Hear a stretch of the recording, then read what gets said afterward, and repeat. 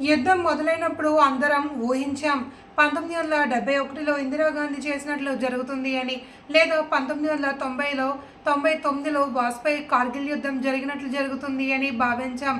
భారత సైనికులకు తల వంచి వినయంగా నమస్కారాలు తెలియజేస్తున్నారు.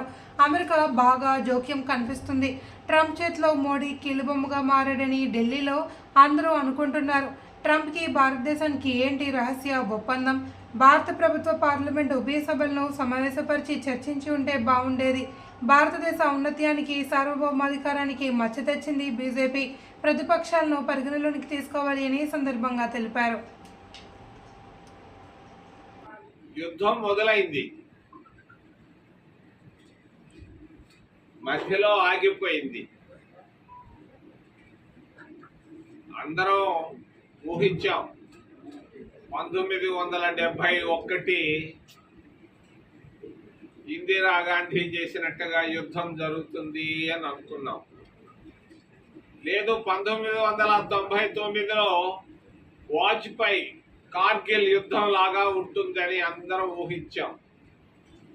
నేను యుద్ధ వీరులకు వారి సైనికులందరికీ తల వంచి వినయంగా వాళ్ళకి నమస్కారాలు తెలియజేసుకుంటూ మోడీ గారు యుద్ధాన్ని ప్రారంభించారు. ప్రారంభించిన తర్వాత మధ్యలో ఆగిపోయారు. అమెరికా జోక్యం బాగా కనిపిస్తా ఉంది.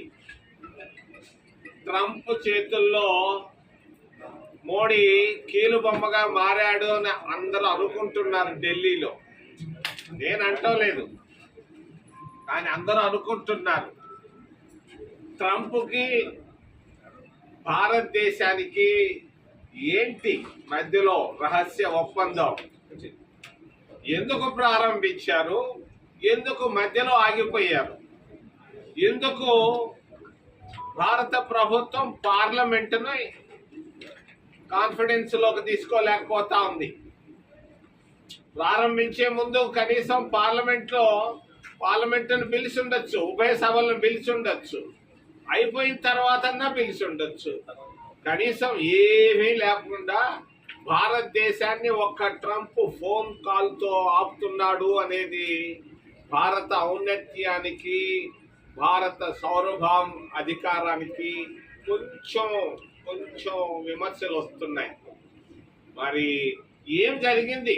ట్రంప్ మోడీ మధ్యలో ఏం జరిగింది? అర్ధరాత్రి ఏమి రహస్య ఒప్పందం ఏం జరిగింది?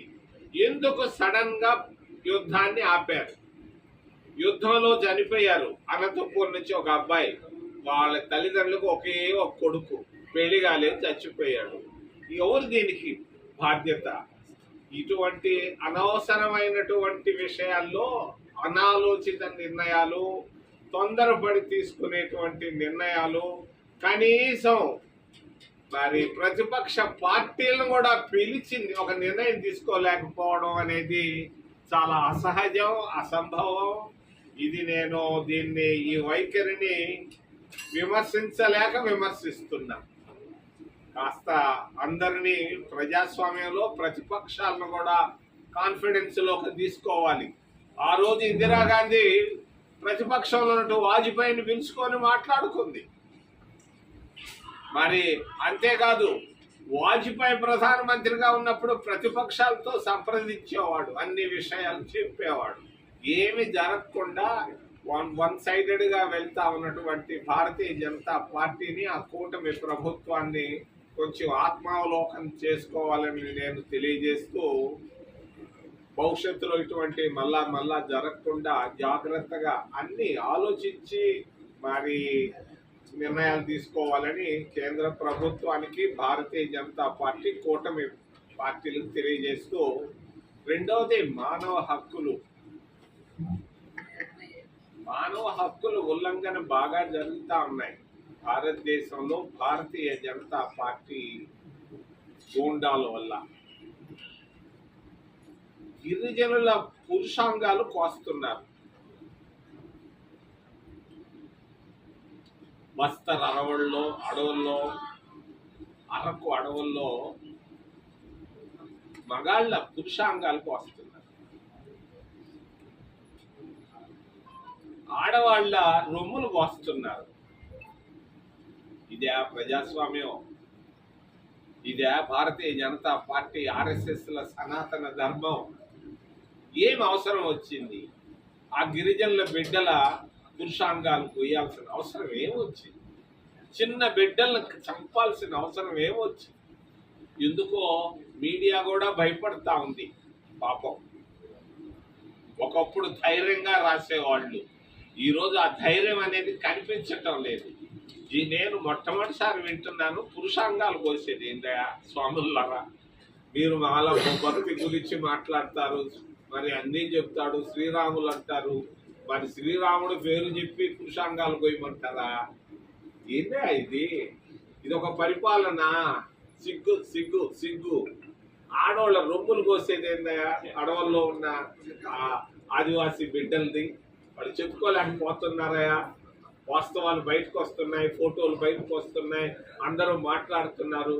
ఎందుకు ఎందుకు జరుగుతూ ఉన్నాయి? నేను దీన్ని చాలా చాలా నిశ్చితంగా విమర్శిస్తున్నాను, భారతీయ జనతా పార్టీని, ఆర్ఎస్ఎస్ విధి విధానాలు. మరి ఎస్సీల పరిస్థితి చాలా అధ్వానంగా ఉంది. ఆంధ్రప్రదేశ్ రాష్ట్రంలోనే కాదు, దేశంలో. వాళ్ళకి ఇవ్వాల్సినటువంటి కనీస వసతులు ఇవ్వలేకపోతున్నారు. విద్యా సంస్థల్లో కావలసినటువంటి వాళ్ళకి ఇవ్వాల్సినటువంటి సీట్లు ఇవ్వలేకపోతున్నారు. మరి అంతేకాదు, ఎస్సీలు బ్యాంకులకు వెళితే బ్యాంకుల్లో పట్టించుకోవటం లేదు. 25% ఉన్నటువంటి ఎస్సీ ఎస్టీలకు బ్యాంకుల్లో ఇస్తున్నటువంటి రుణాలు 1% లోపు. 1% ఉన్నటువంటి మార్వాడీలకు బ్యాంకు లోన్లలో 50% ఇస్తున్నారు. ఒక మార్వాడి 40